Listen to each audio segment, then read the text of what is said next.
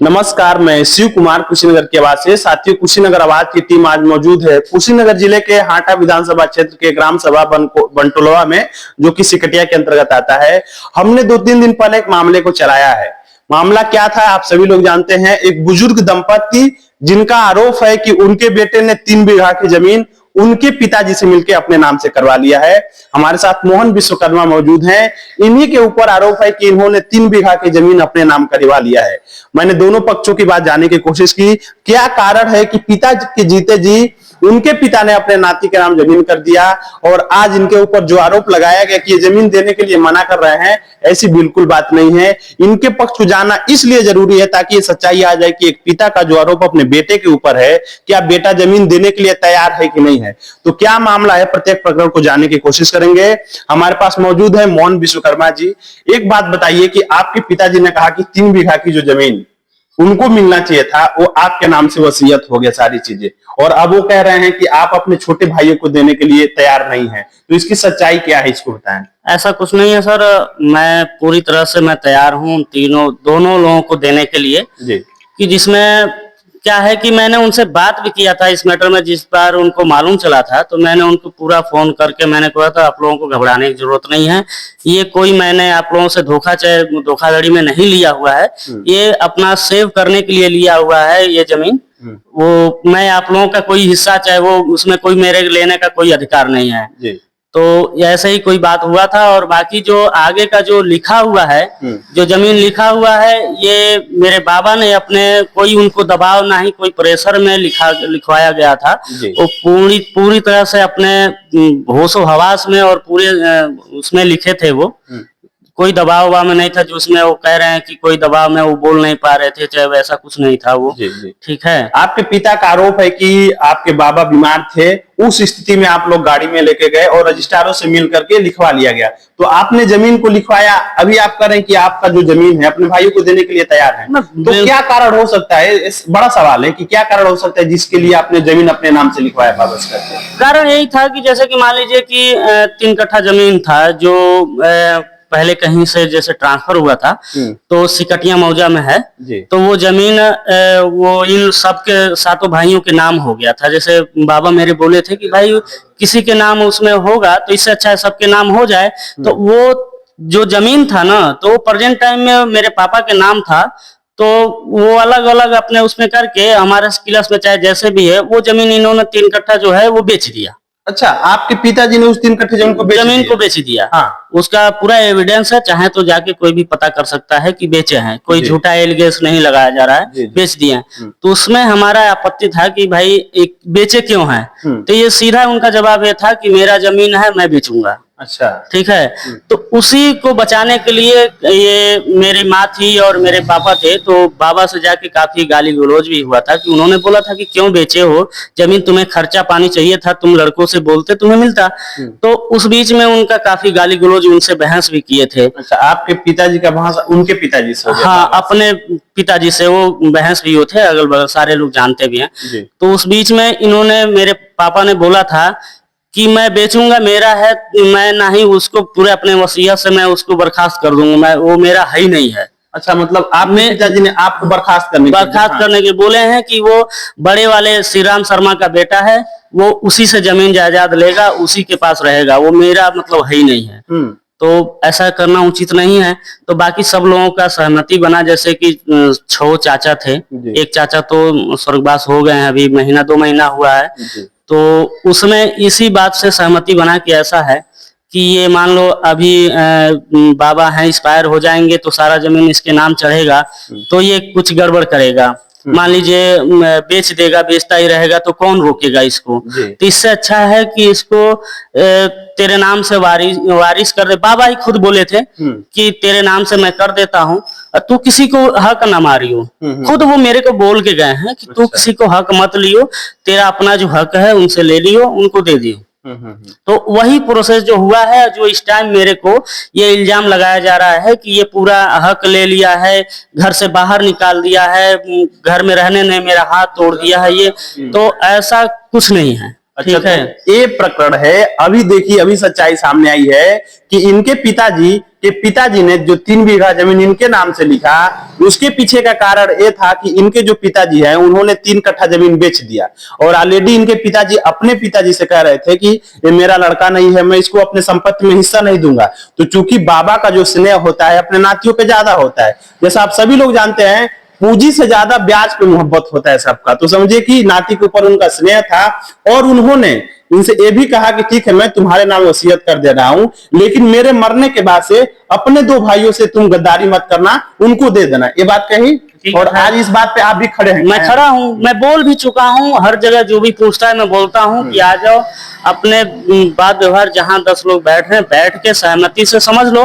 क्योंकि वो खेत जो बेचे हैं, खेत बेच के इन्होंने एक गाड़ी ले लिया है। अच्छा, मारुति सेलेरियो, अभी 2 महीने हुआ है ये गाड़ी लिए हैं। अच्छा, आपके पिताजी? हाँ, जैसे भाइयों से मिलकर इन्होंने बेचवाया है, चाहे भाई मिले हो नहीं, लेकिन मेरी जहां तक उम्मीद है कि दोनों भाइयों भी उसमें संलग्न है कि बेचने में पूरा उनका भी सहयोग है।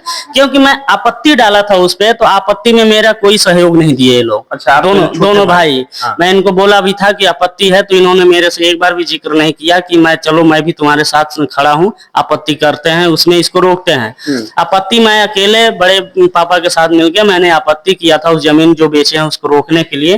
तो इन्होंने वो जबकि आया भी था वापस कि भाई ये पैसा ले लो, ये जमीन मेरे को ये वापस ले लो। इन्होंने कहा कि मेरे से उससे कोई मतलब नहीं है। इसका मतलब ये हुआ कि यानी ये दोनों भाई और मेरा पूरा परिवार यानी उसको बेचने में पूरा सहमति है। तो इसका मतलब ये मेरा हिस्सा बेचे हैं। तो मेरा हिस्सा बेचे हैं तो मेरा पूरा हक बनता है कि मेरा हिस्सा उसमें से चाहिए। बिल्कुल। मेरा जो बेचे हैं तो उसमें से चाहिए। अभी 2 महीने हुआ, एक का शादी तय हुआ है। अगर शादी तय हुआ है तो आपको यहाँ इतना पैसा कहाँ से आ रहा है? मेरे को कह रहे हैं कि भाई शादी में ये पैसा नहीं दे रहा है। शादी में इसका मतलब ये थोड़ी ना कि आप शादी में अगर बेचे हो तो शादी करोगे। गाड़ी लेने का क्या जरूरत है? 8 लाख का 8.5 लाख का गाड़ी लिए हो आप, 3 लाख उसमें जमा कर जो भी है उसमें 8.5 लाख का गाड़ी लिए हो आप, तो गाड़ी लेने का नहीं जरूरत था ना। उसको भाई अपने यानी जमीन को बेच करके उन्होंने ये काम कर दिया और उस जमीन में जो आपको भी हिस्सा मिलना चाहिए तो उसमें से आपको बेदखल कर रहे हैं। तो इस वजह से आगे की जो जमीनें हैं उसको बचाने के लिए नाम किया गया है। अब इस टाइम प्रेजेंट टाइम में मैंने आज से 10-12 साल पहले मैंने वो 2 कट्ठा वो जमीन लिया हुआ है। अच्छा, जिसपे अभी वो रह रहे हैं। ठीक है। और अभी मेरे नानी के वहाँ का निवासा है, वहाँ पे जमीन है, करीब 3 कट्ठा में घर है। वहां से भी मेरे को ये कह रहे हैं कि मैं नहीं दूंगा। तो अब मेरे को डर है, मानिए कि मेरे पास 3 बीघा जमीन, ये कह रहे हैं कि मेरे को दे दो, मेरे नाम कर दो। तो क्या वो कोई गारंटी लेगा कि वो मेरे को वो जमीन मेरे में करेंगे, मेरे को देंगे? जी, ये बहुत बड़ा सवाल है, जेन्युइन सवाल है कि कल को लगातार इनके पिताजी धमकियां देते थे कि मैं बेदखल कर दूंगा, और आज जब इन्होंने जमीन लिखवा लिया अपने नाम से तब वो कहने की लिखवा लिया है। लेकिन इनका भी सवाल वाजिब है कि अगर आज लिख देते हैं तो क्या गारंटी है कि इनके पिताजी देंगे? पिताजी का जिम्मेदारी होता है कि सारे बेटों को समान रूप से देखें, जिसका जो हिस्सा मिलना चाहिए अपने संपत्ति में वो मिलना चाहिए। मेरा सवाल उनसे भी रहेगा, हम उनका भी पक्ष जाने की कोशिश करेंगे कि इनके अंदर, इनके मन में किसी प्रकार का कोई छल वगैरह नहीं है। इन्होंने जमीन जरूर लिखवाया, इनका कहना है 3 बीघा, लेकिन उसमें से जो 1-1 बीघा का हिस्सा होता है अपने छोटे भाइयों को देने के लिए, उसके लिए आप तैयार हैं? किसी प्रकार से वो नहीं, कोई आपत्ति नहीं है। ये प्रकरण है, ये तैयार है देने के लिए। लेकिन इनका कहना है कि वे जमीन जो 2 कट्ठा जिसपे अभी वो अपना बिजनेस चला रहे हैं उसमें भी तो इनका हिस्सा मिलना चाहिए। तो उसमें से हिस्सा मांग रहे हैं, जिसको देने के लिए इनके पिताजी मुकर रहे हैं, उसके लिए मुकर रहे हैं। साफ मना कि मैं गया था तो जैसे बाउंड्री चलवा रहे थे, आप गए होंगे तो देखे होंगे 2 साइड की बाउंड्री चली हुई है। तो उस टाइम पे मैं रोकने के लिए गया था कि भाई चला रहे हो, ठीक है चला रहे हो।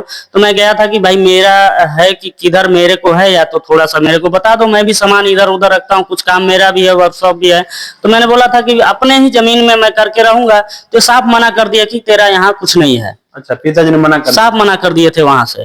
तो मैं कुछ दिन बाद में जबरदस्ती कुछ गया था भी रखने के लिए, तो एक बार भी इन लोगों ने नहीं बोला कि यहाँ पे आके तू ये मत उठा, इधर तू आके अपना बना ले, इधर रह ले, तू इधर उधर क्यों सामान उधर, एक बार भी नहीं ये लोग मेरे को बोले। जी। ठीक है, तो यही मेरे को दिक्कत है कि क्या मैं अगर 3 बीघा इन लोगों के नाम अपने भाइयों के कर देता हूँ तो क्या ये वहां का चकिया का और जो यहाँ का है ये मेरे को देंगे? क्या जो जमीन बेचे हैं क्या ये मेरे को उसमें का हिस्सा देंगे? जी जी जी, ये बहुत बड़ा सवाल है, मेरा भी सवाल है, सबका होना भी चाहिए। कोई भी आज के दौर में जो एग्जिस्ट कर रहा है, हालांकि एक बाप का बेटे के ऊपर विश्वास खत्म हो जा रहा है, भाई भाइयों में कत्ल चल जा रहा है, हो जा रहा है, ऐसी चीजें तमाम सामने आ रही है मामला। लेकिन ये कह रहे हैं कि अगर मैं दे देता हूं तो ये तो सवाल सीधा सीधा इनके पिताजी के ऊपर जाता है कि अगर ये अपने भाइयों को दे देते, उनको दे देते हैं तो उनके मन में क्या चल रहा है, क्या वे स्वीकृति देंगे कि वे जमीनें इनके नाम से लिखेंगे? जितना इनका हिस्सा होता है, क्योंकि उनके 3 बेटे हैं, बराबर के जितने हकदार है, चाहे नेवासा वाले जमीन में, चाहे यहाँ वाले जमीन में, चाहे 3 बीघा वाले जमीन में, तो इनको मिलेगा कि नहीं मिलेगा, इस मामले में हम आपके पिताजी से भी जानने की कोशिश करेंगे। और जेन्युइन सवाल है, अभी सारी बातें क्लियर हो चुकी हैं और ये आरोप का खंडन क्लियर हो चुका है कि इन्होंने जो जमीनें लिखाया था उस जमीनों को अकेले नहीं लेना चाहते हैं, अकेले भोग भुगत नहीं करना चाहते, अपने भाइयों को देना चाहते हैं। जैसा कि इनका पक्ष बिल्कुल क्लियर है, स्पष्ट है, साफ सुथरा है, किसी प्रकार से इनके ऊपर एलिगेशन अब नहीं लगाया जा सकता है। अब सारा एलिगेशन जाता है इनके पिताजी के ऊपर कि अगर ये सारी जमीनें दे देते हैं तो क्या पिताजी माताजी तैयार हैं इनका जो भी हिस्सा होता है 2 कट्ठा वाले में, नेवासा वाले में देने के लिए? तो अभी आप क्या कहना चाह रहे हैं इस मामले में, क्या मांग करना चाह रहे हैं? अंतिम मांग यही चाह रहे हैं कि झूठा इल्जाम ना लगाया जाए किसी के ऊपर, चाहे अपने इनके बड़े भाई हैं हमारे पिताजी के, चाहे कोई भी है। 6 भाइयों पे बेवजह बे इल्जाम लगाते रहते हैं। अच्छा, ठीक है, पिताजी कि मेरे साथ ऐसा ये किए वो किए, तो ऐसा कुछ नहीं है। कोई भी चाहे बड़े भाई ही है, कोई अगर पूछने ही गए थे तो उनका भी हक बनता है। कोई भी चीज अगर गलत है, चाहे मैं ही बड़ा हूँ, जैसे ये मेरे दोनों भाई मेरे से बोलते हैं, पूछते हैं कि तुमने ये गलत किया है, वैसे ही उनका भी हक है उनसे पूछने के लिए, है कि नहीं है? परिवार है तो सबका। तो मान लीजिए उसमें कुछ भी है, कुछ आप उल्टा सीधा बोलोगे तो जाहिर सी बात है किसी का भी मन में तकलीफ होगा, दिक्कत होगा। ठीक है, तो वही चीज है, ये बेवजह किसी पे भी इल्जाम लगाते रहते हैं, हमेशा गालियां इधर उधर देते हैं, तो समाज में इससे गंदता फैलता है। ठीक है, वही ये काम करते हैं जिससे सबको तकलीफ होता है। तो ये ऐसा कुछ ना करें। और है अगर ये ऐसा कुछ है कि जमीन लेने के लिए, तो 10 में पंचायत में भी बैठा था, तो पंचायत भी इनका गलत टाइम पे बैठा था, गलत उसमें अभी वो प्रोसेस है कि जैसे मेरे चाचा जो थे वो एक्सपायर हुए हैं, अभी महीना 1.5 महीना हुआ, तो उसी बीच में ये मामला आया है। तो उसमें क्या किए कि 10 गातर वाले दिन ही कि एक तरफ हम लोग सारे परिवार सहमति से हम उनका क्रियाक्रम का वो तैयारी में थे, और ये उसी दिन हम दिल्ली से आए, उसी दिन ये शाम को पंचायत 6-7 बजे के टाइम ये बैठा दिए। तो जाहिर सी बात है किसी के मन में तकलीफ होगा कि एक तरफ किसी का डेथ हुआ है और एक तरफ हम अपने हिस्सा जमीन में हम लगे पड़े हैं। तो उनको भी चाहिए, उनका भी भाई थे वो, उनका भी भाई थे, उनसे छोटे भाई थे, तो उनका भी ये बनता था कि हम उसमें पूरे परिवार के सहमति के साथ में उसमें हम जो क्रियाक्रम है उसमें है, और बाकी ये जो है इसको हम एक टाइम पे इसको निपटाया जाएगा। ऐसा कुछ नहीं था कि मैंने ये बोल भी चुका था, तो उनको समझना चाहिए था कि जब मेरा लड़का बोल रहा है देने के लिए तो ये कोई बड़ा इशू नहीं था। लेकिन इसको ये बहुत ज्यादा ये बड़ा इशू बना के, इधर उधर की बातें सुन के ये बहुत बड़ा इशू बना के ये लोग चारों तरफ एसडीएम के पास, पुलिस के पास, जहां पे इनको जो बताया वहां पे ये भाग दौड़ कर रहे हैं, बेवजह पैसा फूंक रहे हैं। तो ये इनकी मूर्खता है।